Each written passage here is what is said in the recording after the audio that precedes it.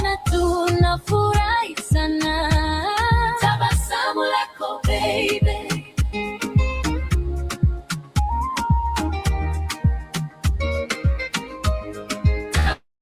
tabasamu lako. Ukimcheka maua ufunguka, na harufu ya mapenzi inarudi. Mikono yangu hutaka kukushika, tusitembe pole pole pamoja. Kila siku nawe ni sherehe,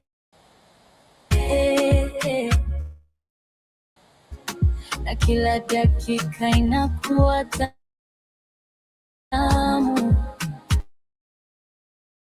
Usinifichie lile tabasamu.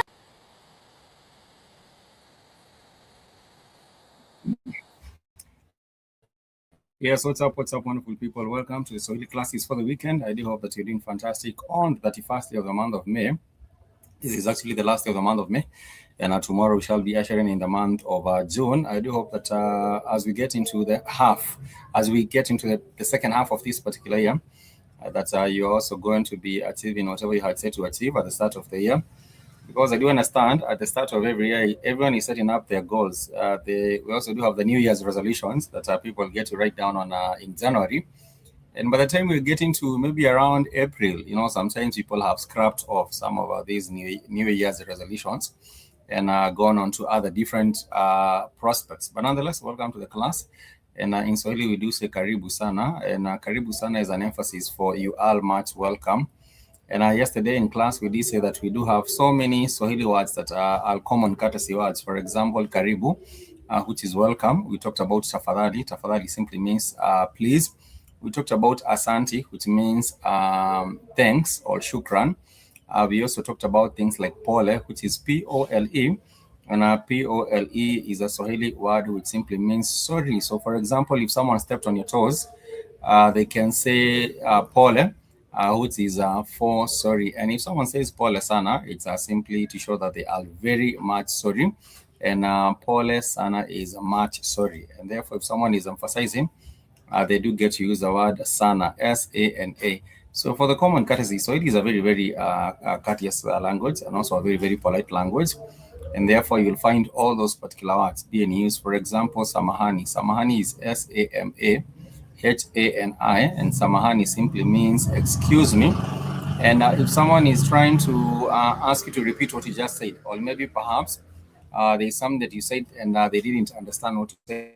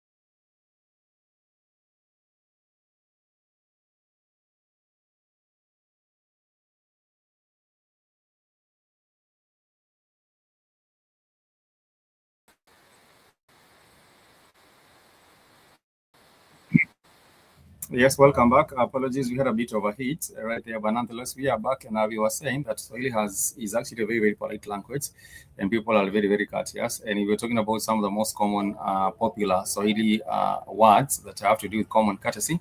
And we have said about shukran or asante. If someone says asante, they simply means thank you.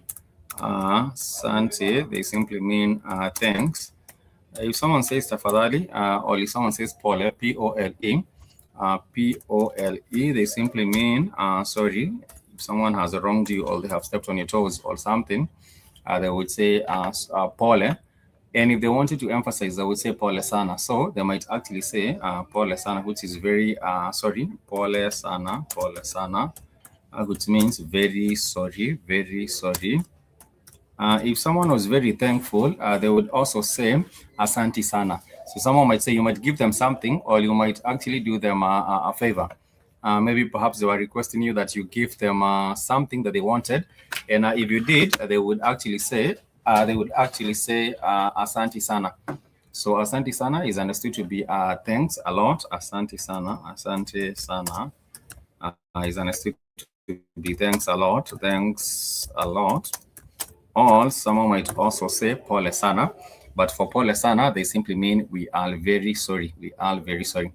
And of course, we also do have other common courtesy words. I did say kwaheri. Kwaheri is for goodbye. If someone is waving you goodbye, they would say kwaheri, which is for goodbye. And they might say kwaheri ya kuonana, which is a sorry, goodbye. See you once again.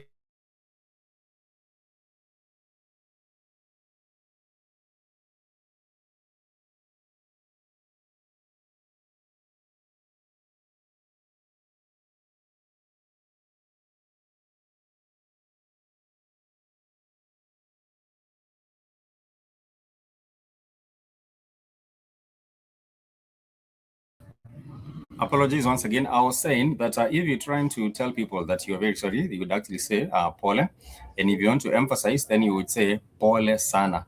If you wanted to say thanks, you would say asante. But if you wanted to emphasize, then you would say asante sana, simply because the S-A-N-A, the word sana, is an emphasis for very. It's an emphasis for very. So therefore, if someone wanted to say that they are very sorry, they would say pole sana. If someone wanted to say that they are very appreciative or very thankful, they would say asante sana. And if someone wanted to tell you, please come again, maybe you're speaking to someone and they didn't actually hear what you said, someone might come up and say samahani ndugu or samahani kaka, which is excuse me brother or excuse me sister for samahani dada. So therefore, then that would be samahani.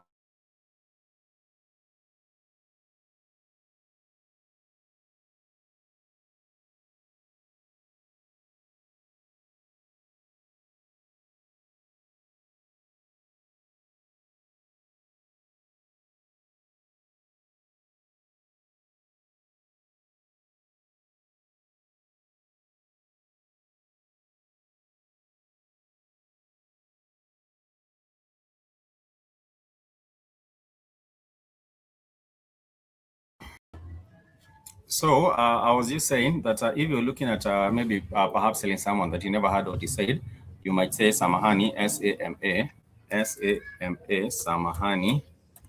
samahani, and samahani simply means excuse.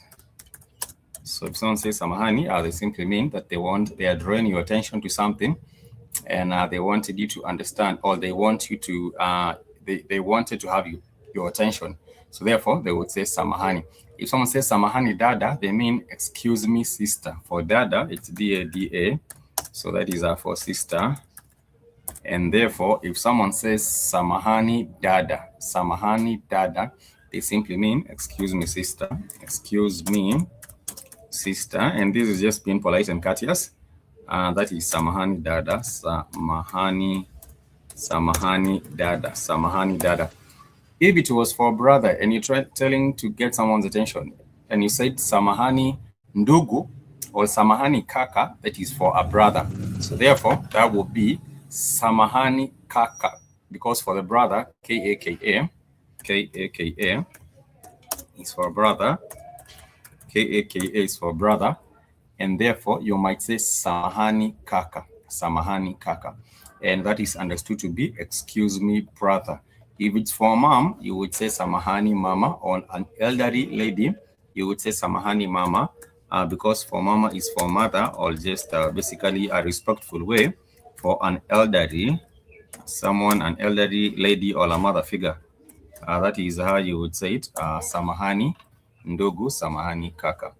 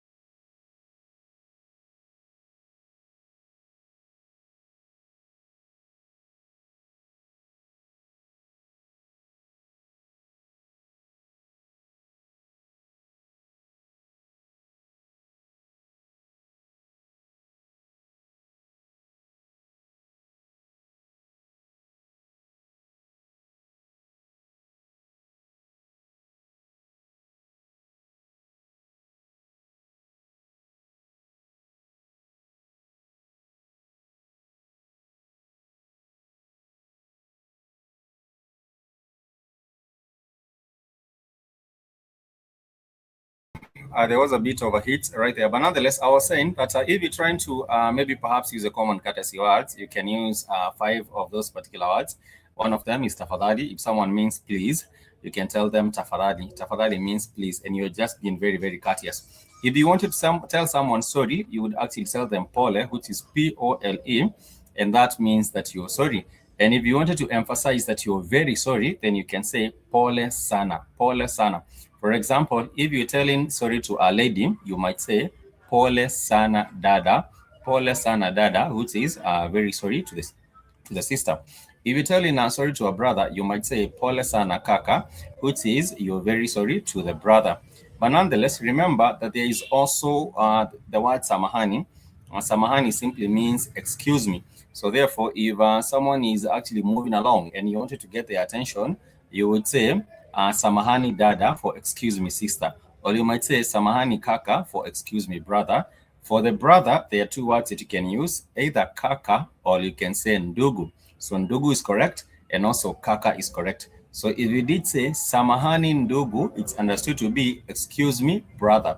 If you did say samahani kaka, it's understood to be excuse me brother. So those 2, They are common courtesy words, and they are very, very popular because at the end of the day, during the day, you might have someone, maybe you wanted to get their attention, and you simply tell them samahani. And there is also a word which is very, very close to tafadhali, and this word is tahadhari. Tahadhari simply means beware.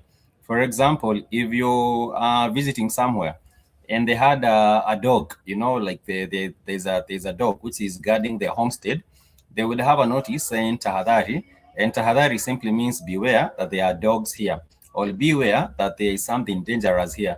Maybe even on the roads, maybe there's a black spot, or maybe there is something which you have to observe. Someone might say tahadhari, which is simply please beware. And therefore, someone is giving you a warning, and they use this particular word tahadhari to simply help you or simply tell you beware. And nonetheless, up to that particular point, if anyone has a question, please ask. Kama uko na swali, unaweza uliza swali, and I will be more than glad to answer your question. We do say, kama uko na swali, unaweza uliza. Uliza is ask, swali is question, and jibu is the answer. So I would say, nitakupa jibu, which is I will give you an answer. And if you feel that maybe perhaps is something that you want elaborated, you can ask. Unaweza sema chochote ambacho hujaelewa. Elewa is a Swahili word, and it means understand. So there are 5 vowels, and one of the vowels is a vowel A. The vowel A has examples. For example, in the word endelea. Endelea means to continue. Elewa means to understand. Elezea means to explain. And therefore, the word elewa is one of the examples of the vowels from the vowel A. Remember, I said that you have the vowels and the consonants, and any language is made up of vowels and consonants. And what you get to realize is that with the vowels, we just have 5 of them in Swahili. And every word or utterance in Swahili, it ends with the syllable that has a vowel sound. For example, kitabu, which is ki, ta, bu. These are 3 vowels, ki, ta, bu. But this is a word which ends with the vowel sound u. The vowel sound u. We have another example. For example, kalamu. Kalamu is a pen. If someone says kalamu, it's 3 vowels, ka, la, mu, but the syllable mu ends the vowel sound u, the kalamu. So it's u. All words in the in the Swahili language, they end with vowel sounds.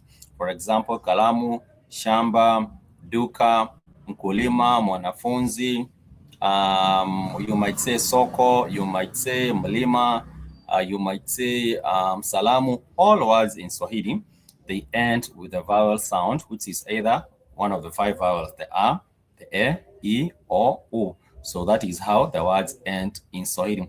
And we realized yesterday that you don't have cluster consonants. For example, you cannot have a Swahili word which has a H and K and J that are following each other. So all the words that have a consonant followed by a vowel.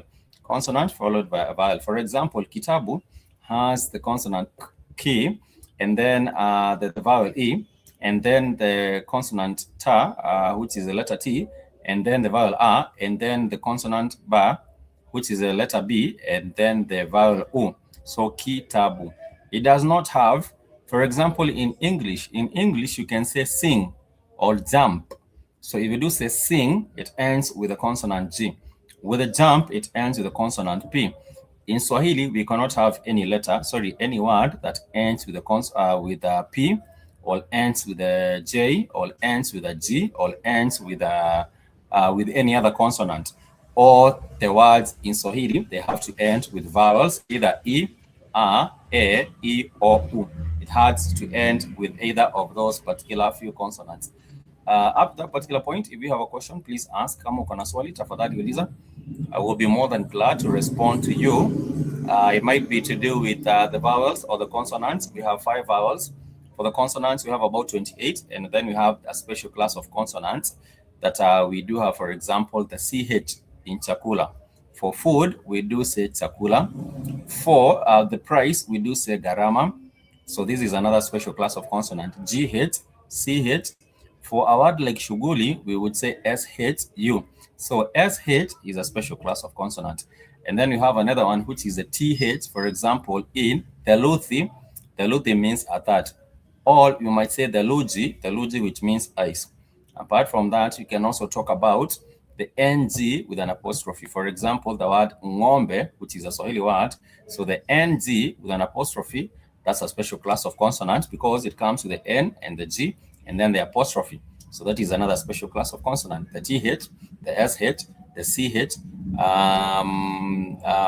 all those particular examples, you can have them as special class of consonants. For the special class of consonants, we do say mostly these are words that have Arabic origin, and they borrow their origin. They mostly come from the Arabs because the Arabs came to trade with the Bantu of the Swahili coast, and that is how we do have the Swahili language being made up of these two these two communities. That is made up of these two communities. Anyone has a question up to that particular point? If you do have a question, please ask. I'll be more than glad to respond to your question. If you do have a question, tafadhali uliza. Ningependa kukujibu swali lako. And we have talked about pronouns in the previous class. And you did say, for example, if I'm pointing to myself, I do say mimi. I might say, for example, I would say ninaitwa Spikes. So it might be mimi, ninaitwa Spikes. Or you might say sisi, tunaitwa this and that. If you're talking about the second person plural, you would say sisi. If you're talking about the first person singular, you would say mimi. Then you have to use the syllable ni, which is the ni, it points to I. You might say ninakula chakula, which is I am eating food. You might say ninaenda mbali, which is I am going far. You might say ninauliza swali, which is I am asking a question. Yesterday, we learned about the syllable ni, which is used as reflective of I, the first person singular.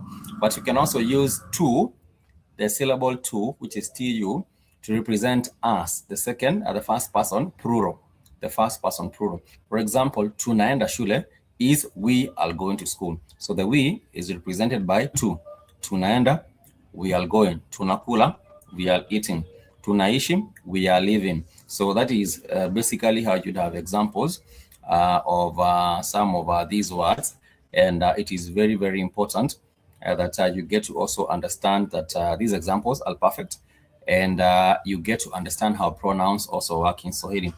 But to make it very, very easy, simply first and foremost, remember the ni, the syllable ni, means I.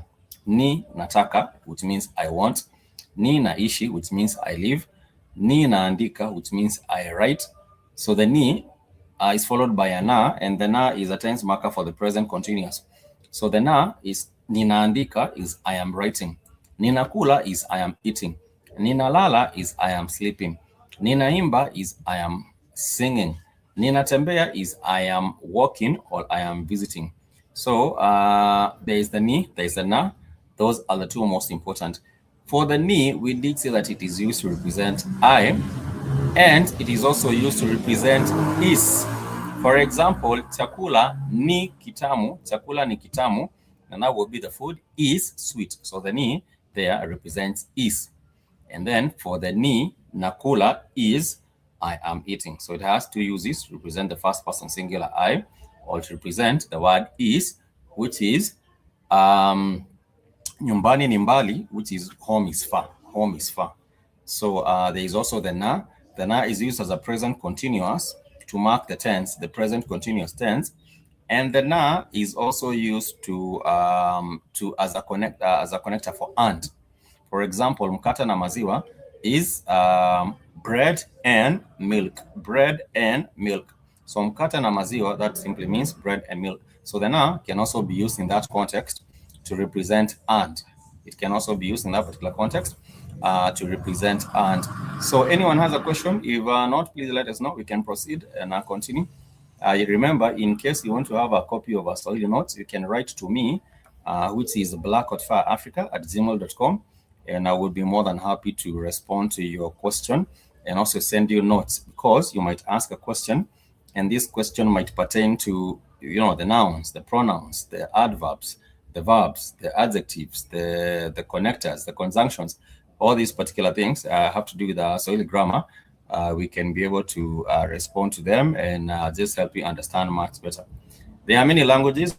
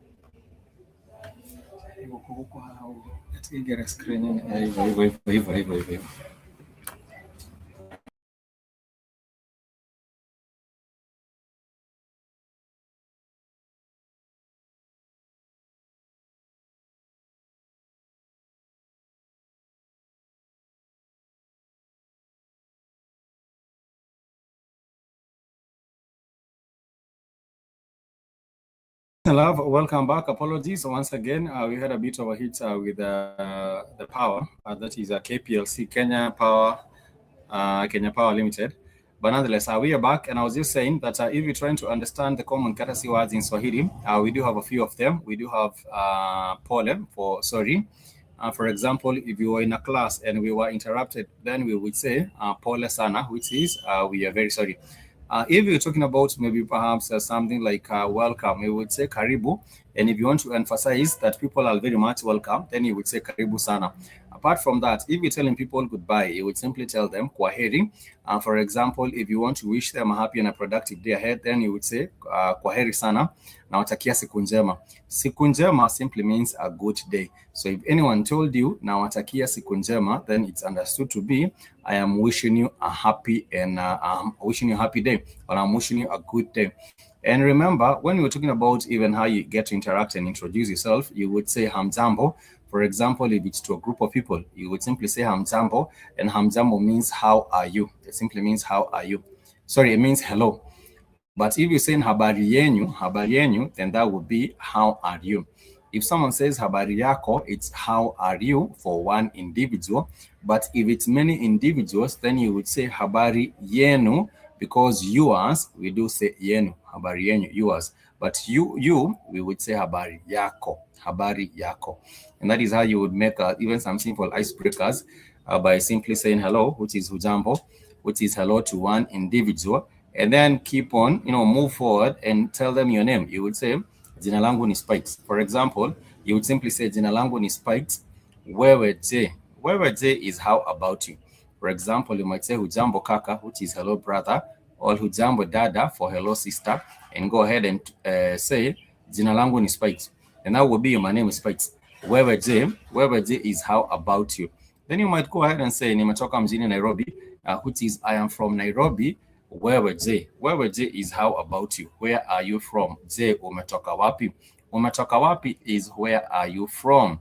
And remember, someone might say nimetoka maybe perhaps Uganda, Kampala, nimetoka Kampala, nimetoka Dar es Salaam, Tanzania, nimetoka Dakar, Senegal, nimetoka Kigali, Rwanda, nimetoka Durban, South Africa, Johannesburg, wherever they may be from. They will introduce themselves and say nimetoka so and so, or nimetoka from this and that. Nimetoka mjini Nairobi, which is I am coming from Nairobi. And if someone says ningependa or ningependa usaidizi wako, yesterday is what we learned, that if someone says ningependa usaidizi wako, they simply mean I need your assistance. I need your assistance. If someone says ningependa usaidizi kidogo, they simply mean I need a little bit of some assistance. Ningependa usaidizi kidogo, which is I need a little bit of your assistance. And apart from that, you might talk about even nikusaidie vipi. Nikusaidie vipi is just a way of asking how can I help you. Nikusaidie vipi. Saidia is to help, is the action, the verb of helping. Saidia. Msaada is the verb of the help. So we have msaada. Nataka msaada wako is I need your help. But if you're talking about how can I help you? How can I help? In that context, it's talking about the verb action, the help. How can I help? It's doing, helping. In that context, we do say kusaidia, saidia, S-A-I-D-I-A, saidia. But if you're talking about the help, you have been of great help, we would say msaada. Umekuwa wa msaada kubwa kwangu. You have been of great help to me. And that is simply when you're telling someone, thank you, asante sana, umekuwa msaada mkubwa kwangu, then that would be thank you so much. You have been of great assistance to me. You have been of great help to me. So you have to make that distinction. But nonetheless, we were saying that, Swahili is very, very courteous. It's a very, very polite language. If someone has extended some help, you would say asante sana. Or you might say ninashukuru, which is I appreciate. Ninashukuru is I appreciate. If someone says ninashukuru sana, they simply mean I appreciate a lot. I appreciate a lot. Ninashukuru sana is I appreciate a lot. If someone says asante, or they say asante sana, asante simply means thanks. Thanks, asante. And that is simply written to be A-S-A. Let me just put it down, A-S-A, so that you can see A-S-A-N-T-I, asante. That is what someone would say if they feel that you have accorded them assistance, and they would say asante. If they said asante sana, then it's understood to be thank you so much. Sana is for emphasis. S-A-N-A. It means a lot, or it means very. It means a lot, or it means very. It means a lot, or it means very. And therefore, if someone says, I'm very thankful, they would say, ninashukuru sana, which is I appreciate a lot. I appreciate a lot. If you have a question up to a particular point, please ask. Kama uko na swali, tafadhali uliza, and I will be more than glad to respond to you. If you have any question regarding anything that we have touched on today, we have talked about the use of the syllable ni, which is for I, myself. We have talked about the use of the syllable na, which is for a connector, and mchai na mkate, tea and bread. We talk about kalamu na kitabu, which is a pen and a book.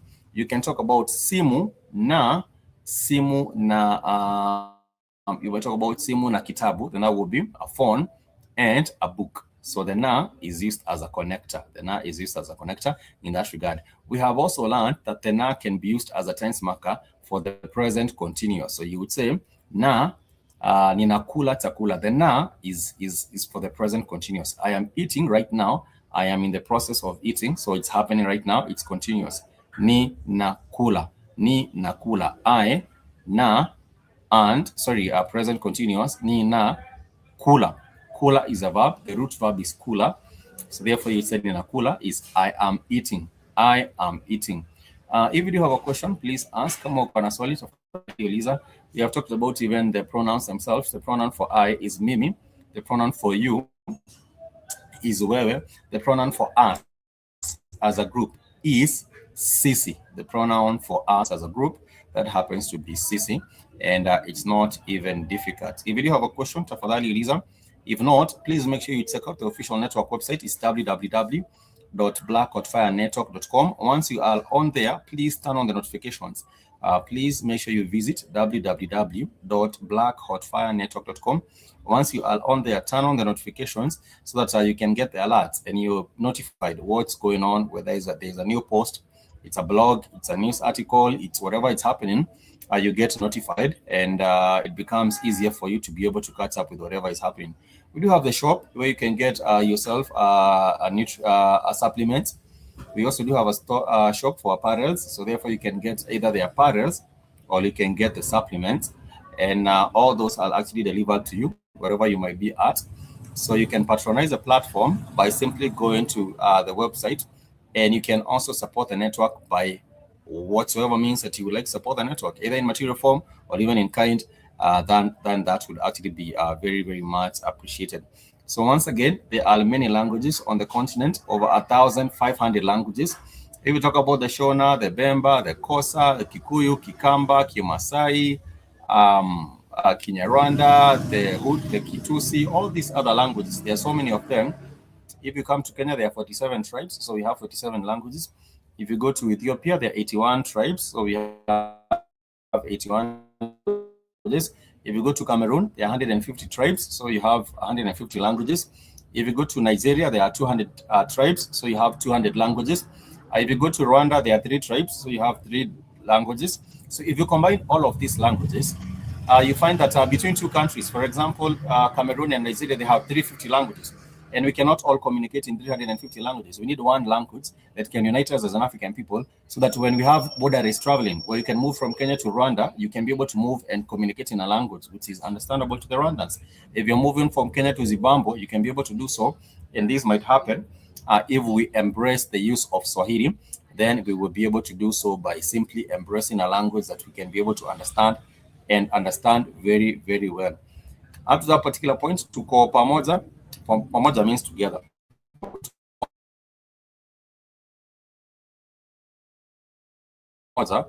Is a question asking moja together. You can always let us know if we are together. And if it's in the affirmative, you do shake your head like this and you say ndio.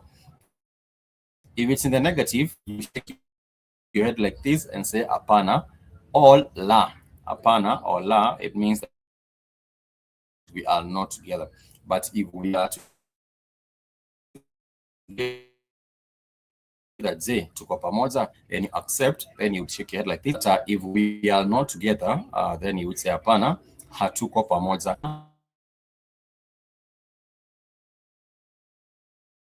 Tuko pamoja. There's a very important syllable. We're having a bit of a connectivity issue, so sometimes it might be taking a second to buffer. But I am saying the syllable si, si, it is used to negate. For example, ni, myself, ni nakula chakula. If you were to say it in the negative, you would say si kuli chakula. Ni nakula chakula. Then in the negative, you would say si kuli chakula. Ni nakula chakula, si kuli chakula. So the si is used to negate. The I am, which is ni na, then becomes si, the si, sikuli. Ninakula, sikuli. If someone asks, unataka pesa, which is, do you want money? Then you would say sitaki pesa. The si is for negating, and you would say sitaki pesa. If someone is asking you, unaenda shule, you might respond and say si endi shule. The si is used to negate. In other languages, I think in the Mexican, I don't know what the language is. It might be there's a language where the si means yes. I don't know what language that is. It might be. Please let me know if you know what language that is. Where the C means yes, but in the Swahili language, is for negating. The SI is for negating anything that was said, maybe perhaps in the positive. It moves it to the negative, and that is exactly how it is understood to be. If you do have a question, please ask. Kama uko na swali, tafadhali niulize. You can ask a question regarding the pronouns. You can ask a question regarding the verbs as well, because for the verbs, there's a verb in action. For example, kula is eat. Ninataka kula, which is I want to eat. Yesterday we learned about what you do say when you talk about ninataka. Ninataka is a phrase that means I want. But there's a more polite way to say that. You say ningependa. And ningependa is understood to be I would like. I would like, it's understood to be. It seems like they are coercing you into doing whatever they want. But if someone says ningependa, it means they are very, very polite. They are more polite than the other way. And for penda, penda means love. Penda means love. But the noun itself for love, we do say pendo. Pendo, it's the noun itself for love. But the action for love, it's called penda. So if you say ningependa, it means I would like or I would love. I would like or I would love. For example, ningependa kunywa maji kidogo, which is I would like to drink a little bit of water, because maji, we have learned about the most basic items in Swahili. We have talked about food is chakula, water is maji, tea is chai, coffee is kahawa. We have talked about clothing. We did say it's nguo or mavazi. We have talked about what can these basic items, food, shelter, and clothing. We have mentioned about. And these are the words that come up in a day-to-day conversation, and they are not even difficult. The more you practice, the easier it becomes. And I would say, please practice with your friends, your colleagues, your family members, maybe your brother, your sister, your daughter, your son, whomever you can practice with. Please make sure that you do practice with them so that you become better at the language. And what you can do is use all these multiple platforms. The Duolingo app, you can download the app. It will help you be able to catch up and find out more about the language. You can also use another different, and also even perhaps YouTube. Even if you go to YouTube and look at the archives of lessons, you'll find so many of the lessons, because you have been teaching Swahili for a minute now. There's a question you might ask yourself: why is it that we want to teach Swahili? First and foremost, we believe that people ought to be connected as a Black people globally. It doesn't matter whether you're in Africa, you're in South America, you're in North America, you're in Canada, you're in Europe. It is important that we as an African people, or as a melanated people, because the word African, people think that if you talk about African, you're talking about just the people on the continent. But no,